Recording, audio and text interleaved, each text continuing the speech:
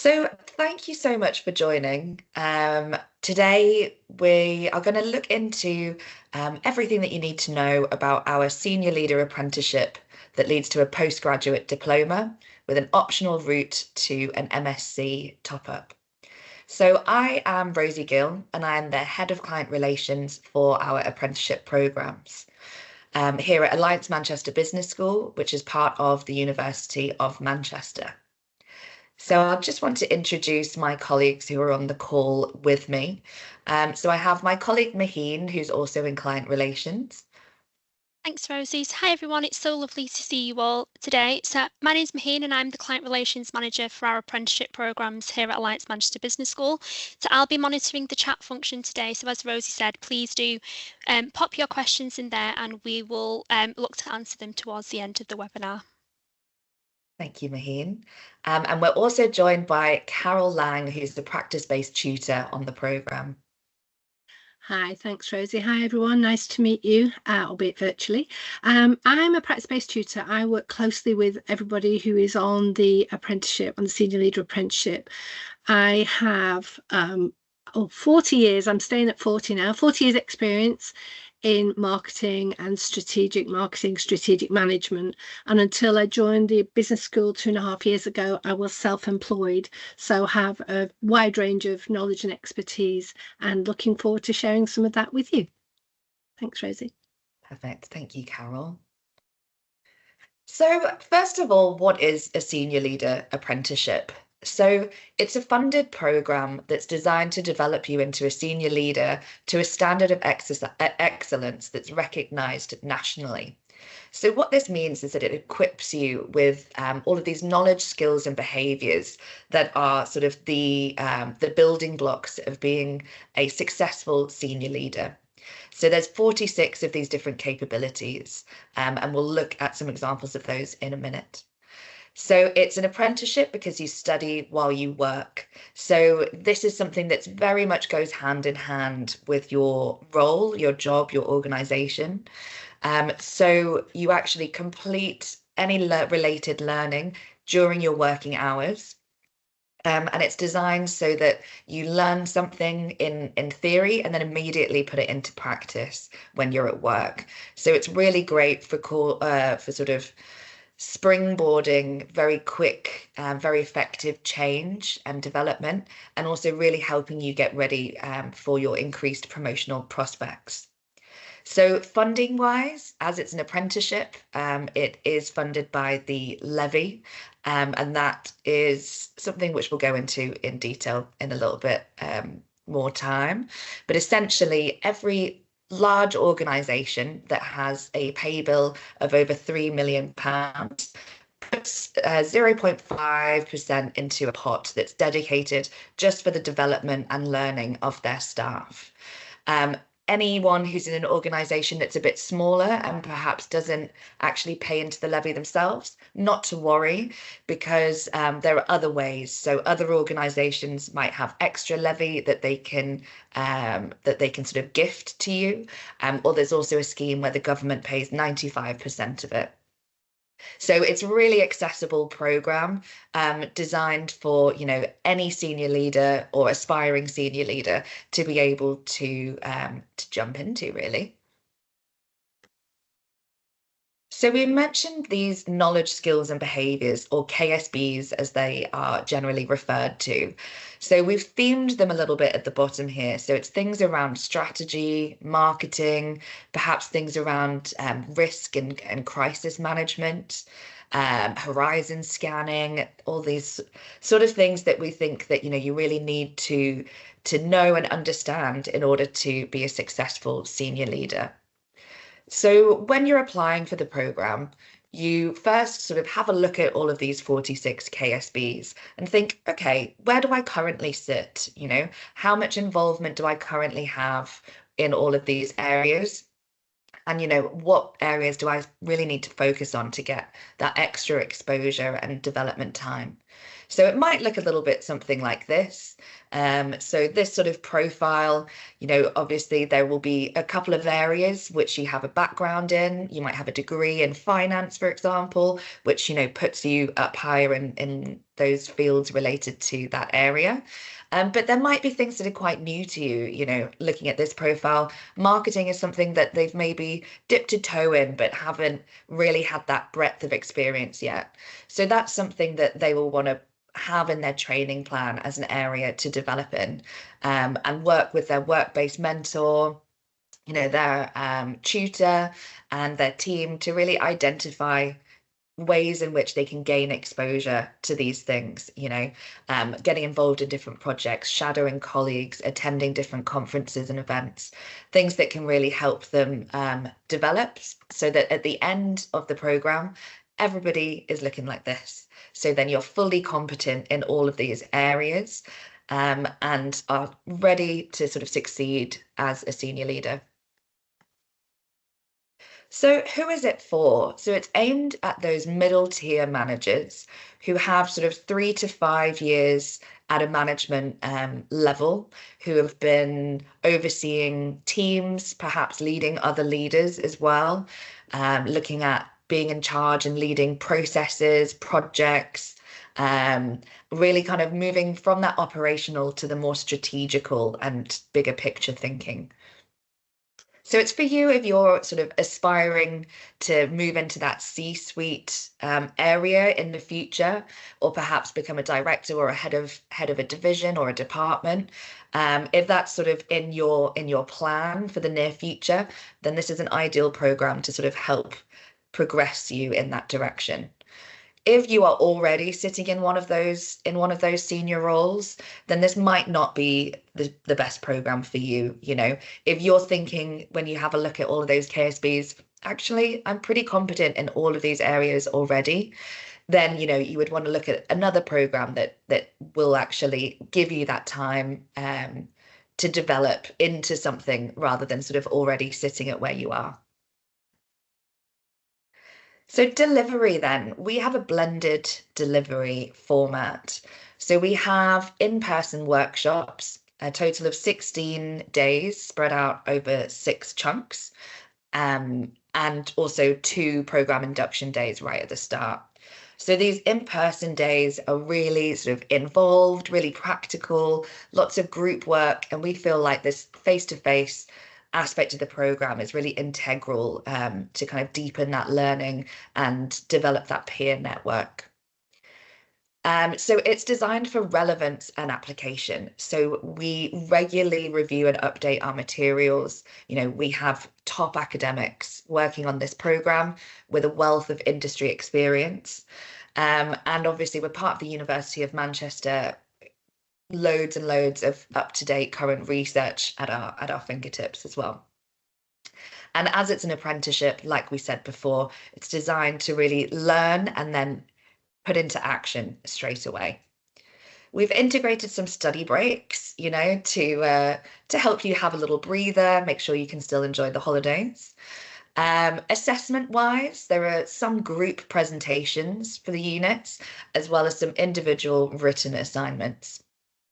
The program is 18 months in duration, then with an additional 3 to 5 months for the endpoint assessment, which is the sort of final assessment piece of the program, which we'll go into in a little bit.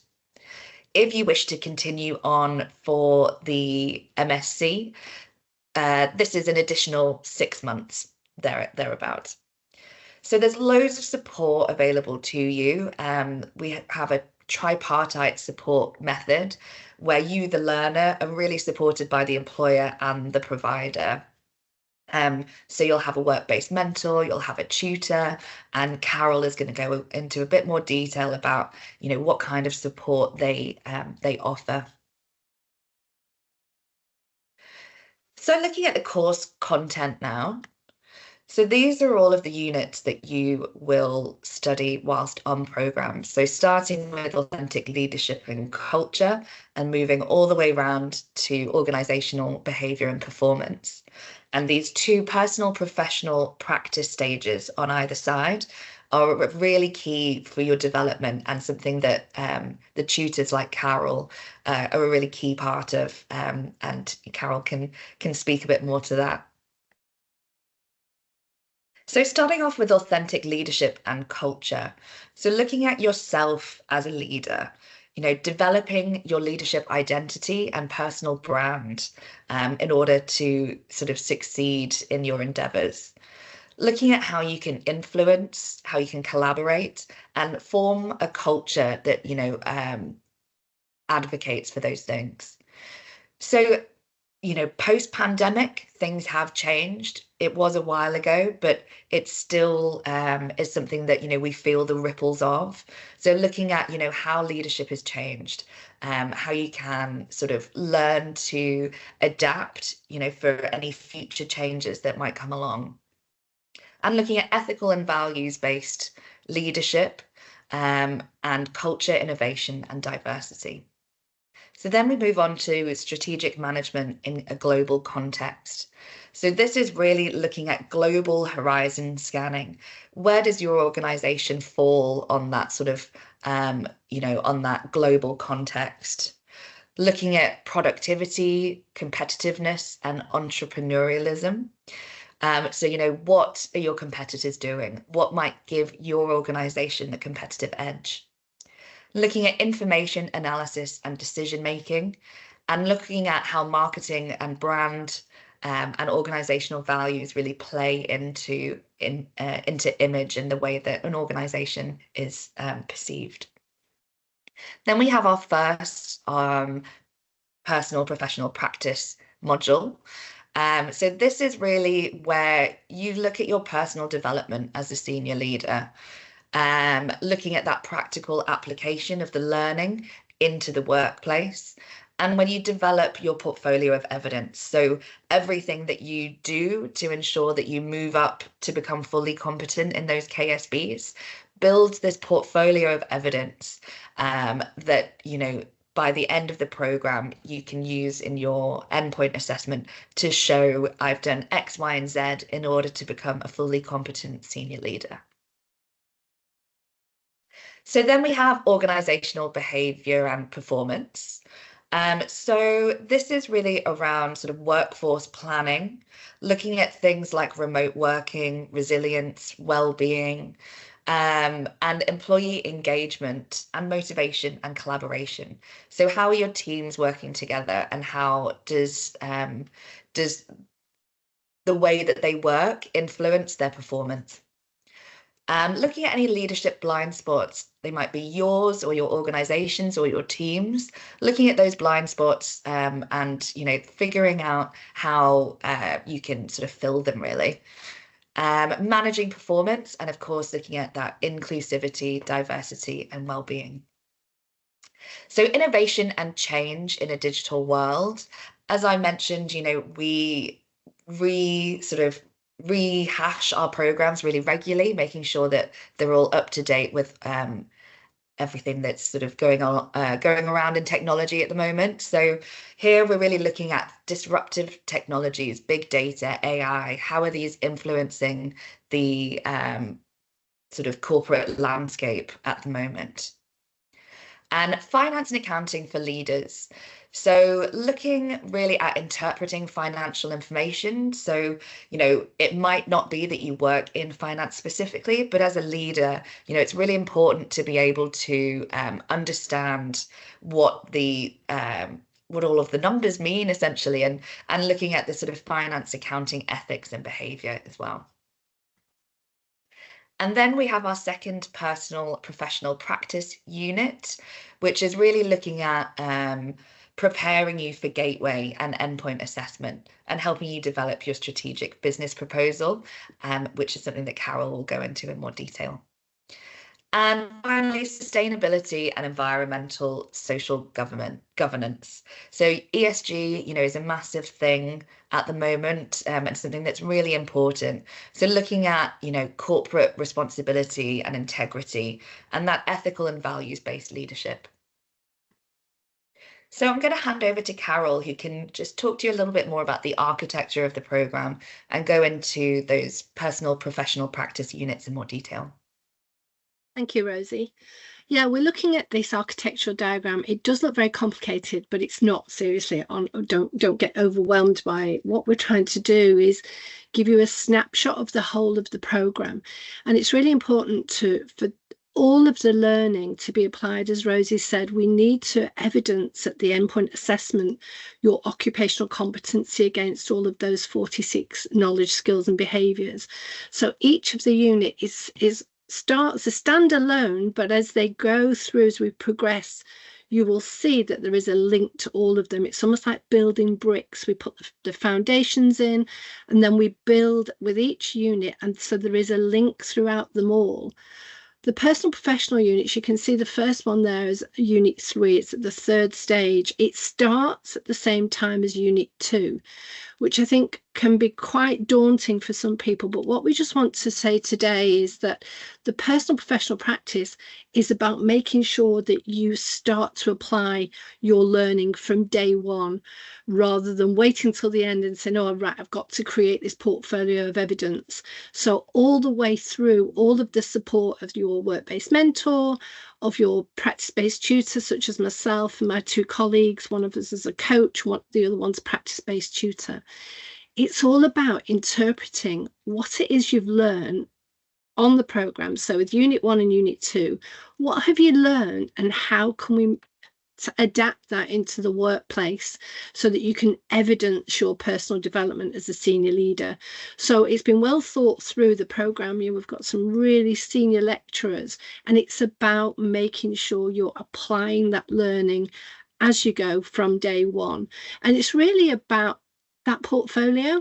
So if you're going to change your practice, change your behaviour as a result of what you've learned on the programme, then what does that look like in reality?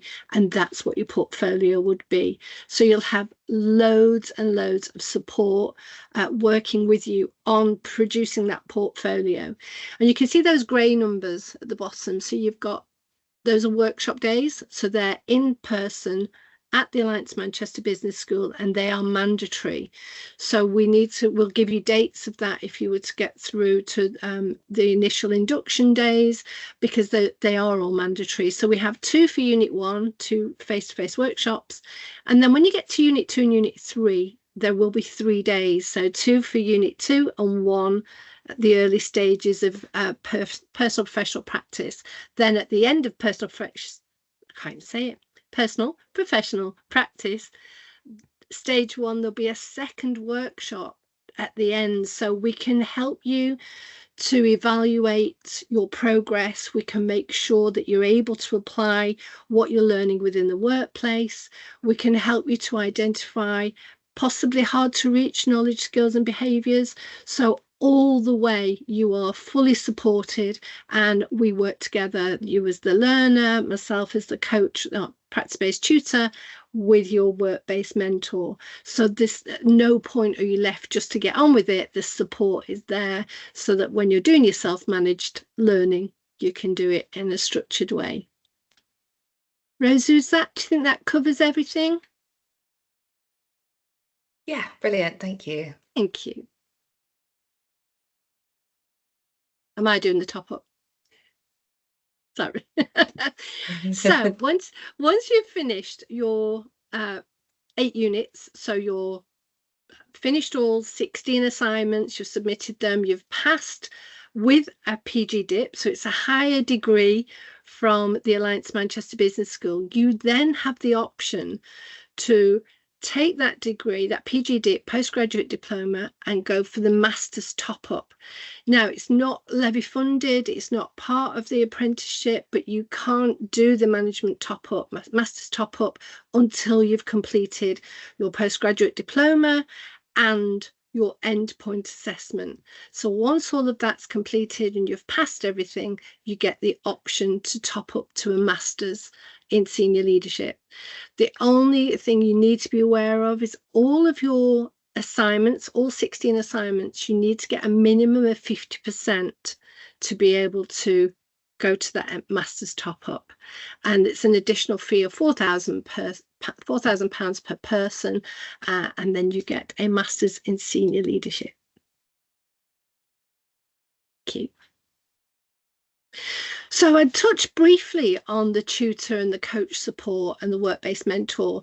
Rosie mentioned earlier that you have this support in a tripartite relationship. So you as the learner or the apprentice have the support of a tutor or a coach and your work-based mentor. These are two really, really important roles. One, your work-based mentor needs to be able to expose you to wider projects within the organization, because when we're having progress reviews to see whether you are able to apply the learning in the workplace, what we then need to do is, if we identify what we call hard to reach KSBs, hard to reach knowledge, skills and behaviors, we then need to work with your work-based mentor. They can then expose you to other projects within the organisation to be able to evidence that you've applied that learning. With an apprenticeship, you can't just say, oh yeah, I can do that now. You have to evidence that you've applied the learning and it's had an impact and added value to the business. And that evidence is put together in the form of a portfolio. So the three of us would work really closely together. One of my roles and my two colleagues is to interpret those knowledge, skills and behaviours. As part of the standard, the 46 KSBs are exactly the same, no matter what industry sector you're in, no matter what role you're playing. So our role is to give you examples to help you to interpret what the endpoint assessor will be looking for. So that's a big part of making sure that you can apply your learning that's relevant to your own organisation, your own role, rather than just being this generic sweeping statement. We can make sure we interpret it. So it's a really, really important structure that you've got the support of both your tutor or coach and the work-based mentor. So choosing that person, if you decide to go ahead and apply for the Senior Leader Apprenticeship, give that some thought to who that person could be that has the time to support you, that has the time to work with you, and to commit to your progress and development. Thank you, Rosie.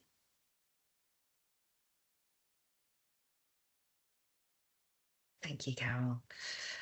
So as it's an apprenticeship, we have to sort of show to the government exactly what you're doing and, what we're drawing down funding for. As Carol says, we have to evidence that you are doing that development and progressing to that fully competent stage.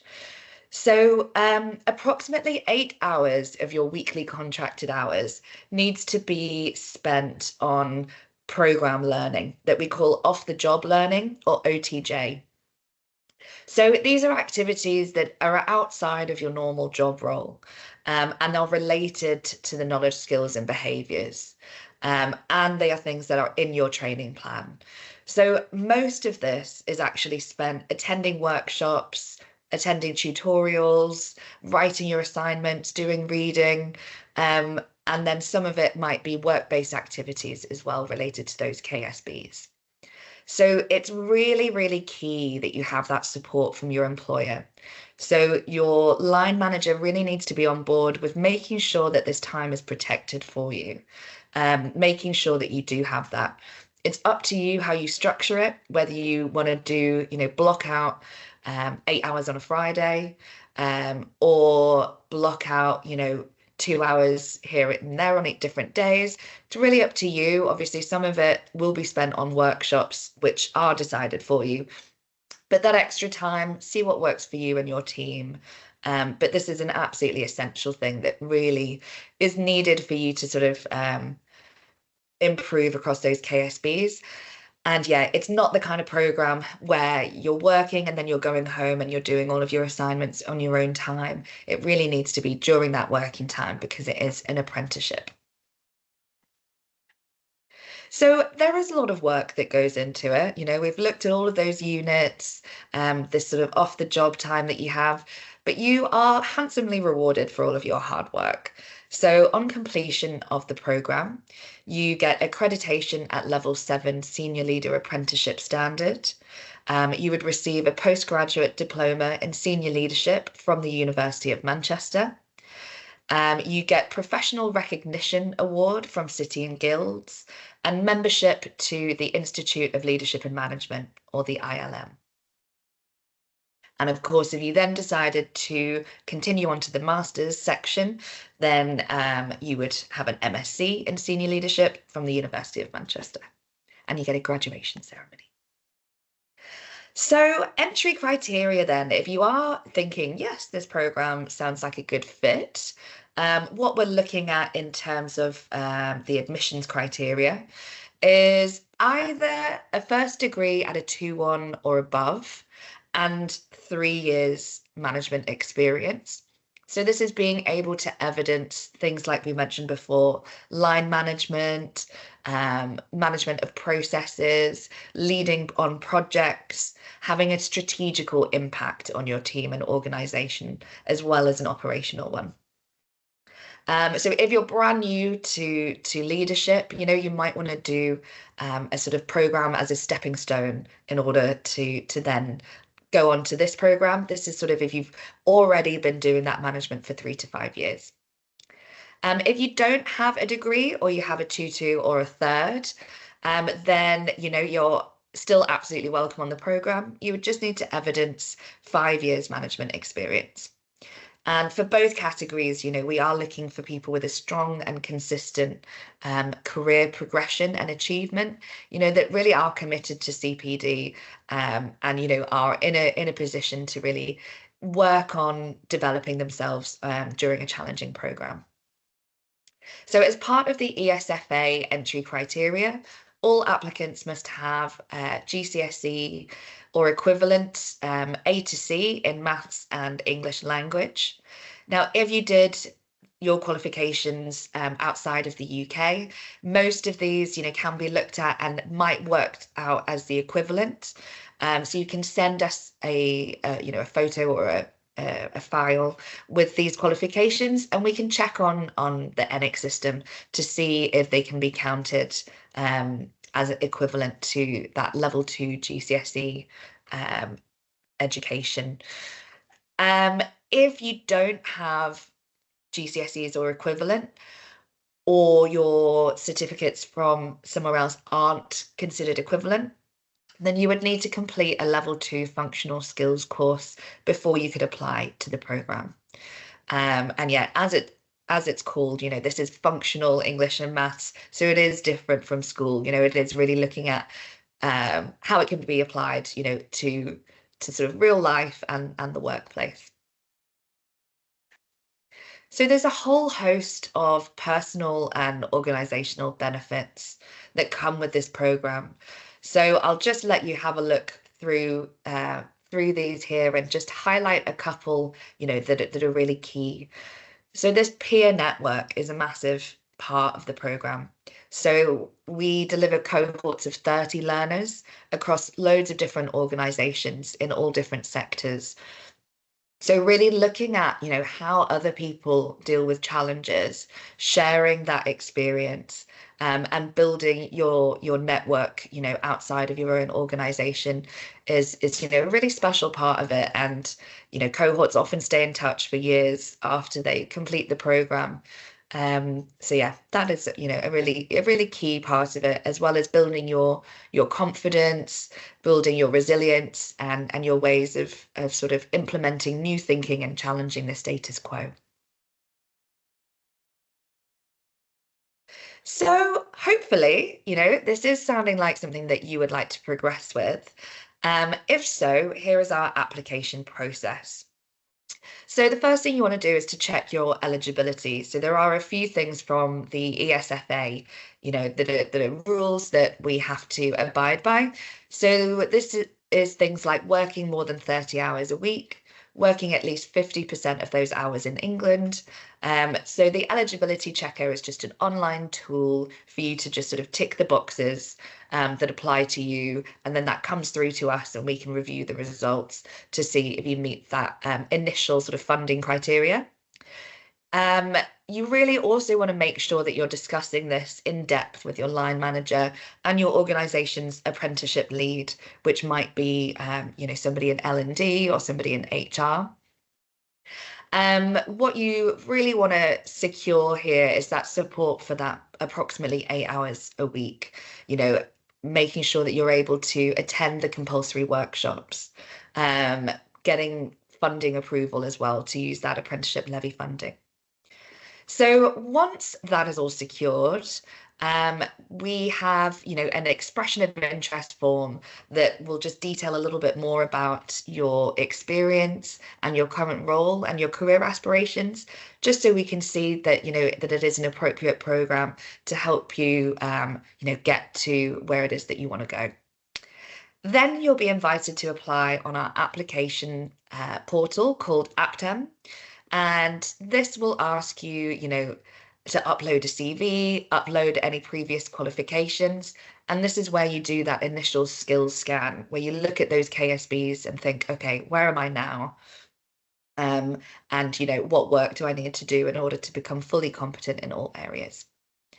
All being well, you then, have that reviewed by our admissions team and be invited to an interview. And then once you have been accepted onto the program, you would enroll, and we do cohorts. We deliver cohorts every April and every November at the moment.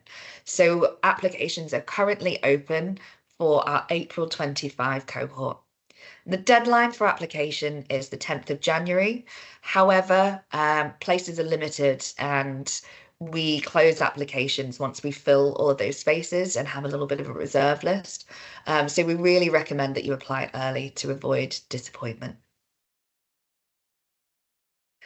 Fab. Well, it would be lovely to look at some of these questions that I can see coming in. I believe my colleague Maheen is going to help facilitate that Q&A. But yeah, thank you very much for listening and for asking these questions, which look very, very interesting.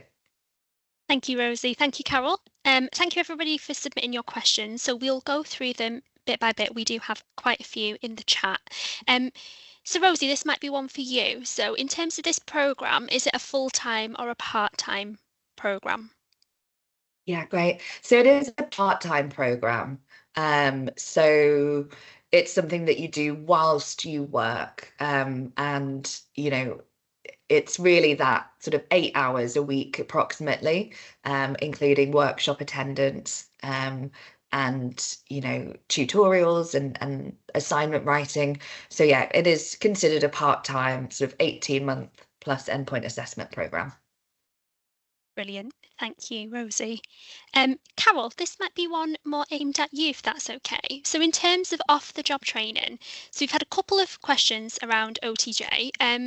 So what would you say that would normally count towards off-the-job training in terms of, would workshops count? Does any internal training that would be mapping towards the KSBs count as OTJ?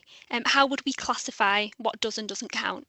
So to put the OTJ into context, the whole programme, all 8 units are mapped against all the KSBs, and we call them planned hours, so planned off-the-job hours. So it's usually around 550, but it'll be slightly different per individual. But those 550 planned hours are the OTJ hours. So they will easily be met by the 7 or 8 hour workshop days. So if you've got 2 days, there's 16 hours straight away of OTJ. The actual reading, the research, the assignment writing, all of that is OTJable, and it will be actually set out in the contract in the planned hours. So there's no need to worry about, how am I going to make up those hours? The whole programme has been mapped to meet those 550 OTJ hours. In terms of internal training, it has to be, you can only use off-the-job hours for activities if it's part of applying what you've learned from the programme. So we have to be careful. The internal training is separate because it's not part of the Senior Leader Apprenticeship, but we can, if we know that something that's going to take place within the workplace that would help to meet these KSBs, we can adapt and amend the individual planned hours on the training plan. Brilliant. Thank you, Carol. And I think one thing that I would add on to that is, if in doubt, you have your practice-based tutor or your apprenticeship coach that you can always reach out to for support, just to make sure that you are clocking the right hours. Rosie, so we've had a couple of questions in terms of the Masters top-up. Do we offer an option to top up to a Masters that results in an MBA? So not on this program. The business school does offer MBA programs, but not as part of an apprenticeship. So you really want to decide, if you're after an MSc, a master's, or an MBA, and have a little look on our website to compare the two. But this is with the apprenticeship funding, the MBA isn't. But they're both level 7 qualifications. So having an MSc in senior leadership, hits a lot of the same things, really. And actually, if you already had an MBA, you would be ineligible for this program because there's too much overlap, and apprenticeship funding can't be used for learning that's already been done before. So that kind of gives an idea of some similarities, but there are also a lot of differences. So I think having a look online at, what it is that you really want. But yeah, there isn't an option to go on to MBA with this. We just do the MSc. Brilliant. Thank you, Rosie. We have a couple of questions in the chat in terms of from those from a healthcare background, so I'm just going to pick this one up if that's okay. So we do have an alternative apprenticeship programme, the Elizabeth Garrett Anderson programme, that is specifically our healthcare pathway. So you can reach out to me if you are interested, if you are from the NHS. This specific programme that Rosie and Carol have covered today is our non-healthcare pathway. So it's aimed at those generally who are outside of the healthcare area. But if you do have any questions in terms of the healthcare pathways, you can get in contact with me directly, and I'm more than happy to chat through those. Sorry, Rosie, just to add to that, we do have a few healthcare people on the programme occasionally. If you are wanting to stay in healthcare, it makes sense to do the healthcare leadership. If you're thinking you want to be a senior leader, maybe outside of healthcare, then, you might still want to explore this program. But yeah, generally, most healthcare people would probably benefit more from the Elizabeth Garrett Anderson pathway that we offer. Thank you, Rosie. So a couple of questions in terms of eligibility. So the first one is, can you still be eligible for the programme if you have a master's already, such as an MBA? And the second one is, if you've got your degree from outside of the UK, what can we do with the transcripts in terms of assessing suitability? Perfect, thank you. So prior qualifications. So as it's a funded programme, we essentially have to evidence that there's a minimum of 12 months of new learning for each applicant. So if you have a master's in a very similar field, then there might be an issue. MBA definitely, unfortunately, makes you ineligible automatically because it's the same level and it's all about developing you into a leader and looking at that kind of global context. If you have a master's in engineering or literature or something, that's absolutely fine. So if you already have a master's in an unrelated subject, that's not a problem at all. It's only if you have something like an MBA or a master's in senior management or senior leadership, or something very similar.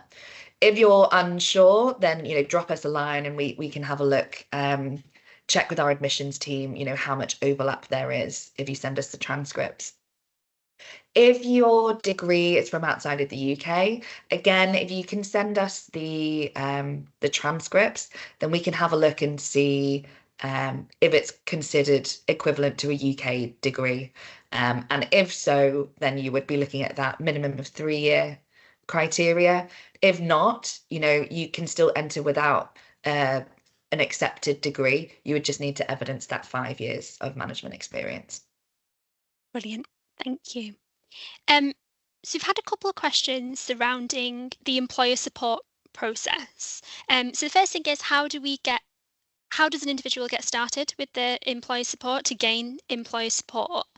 And in terms of time commitments, I think Rosie touched upon a minimum of approximately 8 hours per week.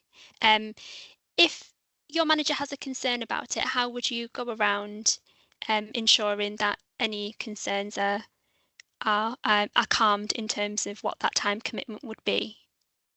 Yeah. Both good questions. I'm going to start with the second one because I've actually forgotten the first one. Okay, sorry, Rosie. I'll No, remind you that's that my one. fault. Yeah. So I'll come back to that first one when I remember what it is, or Maheen reminds me. But that second question, it does alarm some employers. Some line managers might think, oh God, what am I going to do without you for 8 hours a week? But it's really key for them to see the bigger picture, really, how much you're going to benefit and how much your team and their team and organization is also going to benefit from what you learn. So I think sharing as much information about the program and its benefits as possible would really help them to see, why it's worth that time. Looking at how the team can help, not necessarily backfill, but looking at, what other things people could do to sort of make that time when you're away, a bit safer for everybody if it is something they're panicking about. So you might think, okay, so I line manage, these 5 people. I know that, one of them is really interested in getting a bit more exposure into particular areas that I would normally be leading on. So you might think, I'm going to a workshop. Could you cover this tomorrow? And actually, it really helps them step up and, improve themselves and develop themselves. So, to have a bit of time away and help other people step into that leadership role can be really beneficial for the team as well. Yeah, I think those are the key things, but it is something that you really have to be upfront about. If you start the program and you've kind of downplayed it, it's not going to end well. I think really being upfront about it, really putting a proposal forward for, why you think that it's worth it, what you hope to gain from it. You know, it's brilliant for talent retention and for succession planning. So, if your line manager is looking to move up, there will be a space, and then it's good for them to know that they're developing somebody who, could move into that position. And, CPD is really important to people. So hopefully they would understand that in giving you that opportunity, they're showing that they value you and, potentially you would want to stay for longer. Can I just add as well, a big part of this is applying what you're learning from day one and adding value and having a value added and impact within the workplace of actually applying what you've learning to improve things, improve efficiency, improve productivity. And work-based mentors and employers very quickly see the difference that the Senior Leader Apprenticeship can make to you really early on if you embrace it fully from day one. So getting them on board now, but then you'll quickly be able to demonstrate and evidence the value that you'll be bringing by being on this program. Yeah. Brilliant. You may want to see if anybody else in your organization has completed a similar program, and them or their manager can also speak to what value it added. So the other question on that, in terms of employer support, how would you recommend getting the process started in terms of ensuring that you've got support from your employer? Oh, coming back to me now. So I think having that conversation with your line manager, I would say would be that first step. And then it varies from organizations how clear it is who, is in charge of things like the apprenticeship levy. What I would say is, HR, learning and development, talent teams are generally, the right people to be asking. And your line manager should also be able to help, point you in the right direction. So I think, again, collating sort of key information, you can show them the brochure, share with them this recording, should they want more information, having that already, doing your research and being able to approach, your line manager and your apprenticeship lead with, this is the program I want to do, this is why, and this is what's involved. Thank you. A question in terms of the MSc top-up and funding. So how would people normally get funding for that in terms of the top-up element? The specific question was surrounding NHS organisations, but more broadly, would you get funding from your organisation to be able to fund the MSc element of the programme? It really depends from organisation to organisation. So, some organisations you might be able to access like a CPD pot of funding, that is allocated. You might need to do a bit of a proposal in order to sort of apply for some funding. It really depends, but if your organisation, is unable to fund the MSc, then it can be self-funded. So it might be that in the end you have to be the one driving that part of things. But it's really worth exploring with your organisation, even if they could part fund it. So it might be that they can at least make a contribution. So it really depends. Again, that's chatting to that apprenticeship lead person in that kind of HR, L&D, talent development space to see what's available and what's possible. There's also a nice link between the apprenticeship, because you have to create a strategic business proposal as part of your endpoint assessment, and we offer the option to base your master's top-up on that actual strategic business proposal. So the proposal then becomes a live project for the master's top-up. So that also helps employers to see the benefit and think, yeah, okay, we can invest the £4,000 because we're going to get something very specific back. But again, as Rosie said, it depends on each individual employer. Yeah, and it can be paid in instalments as well, can't it, Maheen? Yeah, so you don't have to worry about paying it all up front. You can set up an instalment plan when you're on programme. So you can work towards setting up what works best for you in terms of finances and how that can be paid. So in terms of dates, so Rosie mentioned during the presentation in terms of integrated study breaks. So when would those study breaks normally be? Carol, can I hand that one over to you? You can, yes. We have, so the programme will start in April, and we get 2 weeks at Easter, at the Easter holidays, 3 weeks in the summer, and 2 weeks at Christmas. So during those, when lots of offices, the university closes at Christmas, so these are just 2 weeks and 3 week periods where you don't have to do any off the job or any actual studying. You can have take a break. And those dates will be provided in detail if you were to be successful. We give you those in advance as well. Brilliant. Thank you, Carol. You preempted my next question in terms of the dates for the April cohort. So in terms of when they're shared, Rosie, it's during the interview period? Yeah. We try and get them to you, as early as possible, but certainly before you go for an interview. Brilliant. So I'm just going to do another 2 questions, if that's okay. So in terms of qualifications from the programme, can you just confirm again, for those who just came a little bit later, in terms of what degree or certificate will be granted? Yeah, absolutely. I'll just go back to that slide as well. Brilliant. So yeah, you get accreditation at level 7 Senior Leader Apprenticeship Standard. You get a Postgraduate Diploma in Senior Leadership from the University of Manchester, City and Guilds Professional Recognition Award, and ILM membership.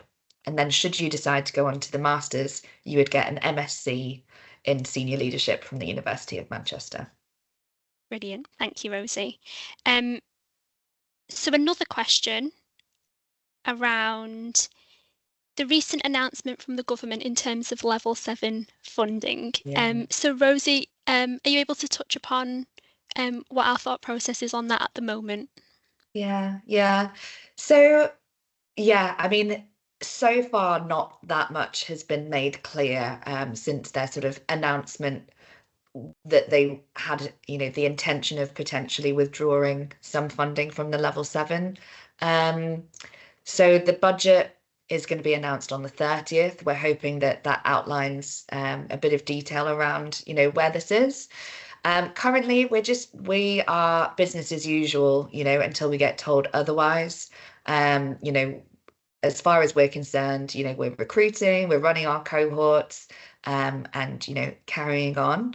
We will just take any announcements as they come, really, and do our best to ensure that, as many learners can get onto the program before any changes are made, if they are.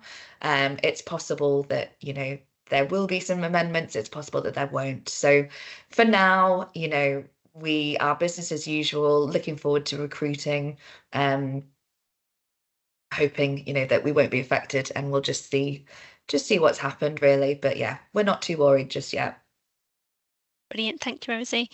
Carol, I'm going to end for a question with you, if that's okay. So one of the pre-submitted questions that we had for the webinar was a bit about how would you recommend that when learners come on programme that they manage their time, because it's an academic programme, it's an apprenticeship programme, they're working, they will have their own responsibilities, personal responsibilities outside of work. How would you recommend, as one of our practice-based tutors, one of our experienced tutors, how would you recommend that people manage that time? It's really, really important to be organised and to be disciplined and to be selfish, really, because if you've got hours set in the calendar that are for your studying, that you're going to do some reading or some research on a Tuesday afternoon, for example, is to turn off Teams notifications, to protect that time. And it sounds really easy when you're not involved in it and you've not got a life, you've got a life to run and you've got deadlines that are looming. But I think that's a big part of the relationship with the tripartite, is we can work with you, but it's all about planning ahead. And that would start as soon as you get the dates, to block those dates out of the diary and you get them in your diary and really protect that time. You have to be disciplined. You can't say, oh, well, I've got an assignment in December, it's on the October, I'll wait till December. It's really being disciplined and committed and making life as easy for yourself as possible. So, time management, being very selfish, but giving yourself downtime and not putting yourself under added pressure. And we work with each individual learner to make sure that that's manageable. But we have to say, this is a level 7 program. It's not easy, but we can help you to manage your time and to make sure you still have a life. Thank you, Carol. Perfect. That's all from the Q&A. So Rosie, I'll hand back to you. Perfect. Thank you so much for facilitating that, Maheen. Yeah, thank you everybody for joining us and for those brilliant questions. We will be sharing with you this recording, so if you want to watch it back another time or share it with any colleagues you think might be interested, then please do go ahead. As I mentioned, applications are now open. My contact details are now on the screen, so please do drop me a line. Within the slides, there is a link on the application stages process as well to the eligibility checker. So do feel free to go and do that if you haven't done so already. And thank you so much to Maheen and to Carol as well. It was really great to hear about the support and those sort of special PPP or professional practice modules in more depth. Maheen has put the link to the eligibility checker in the chat. So yeah, do feel free to go and have a look on our website and take that check. But yeah, thank you, everybody. Thanks everyone.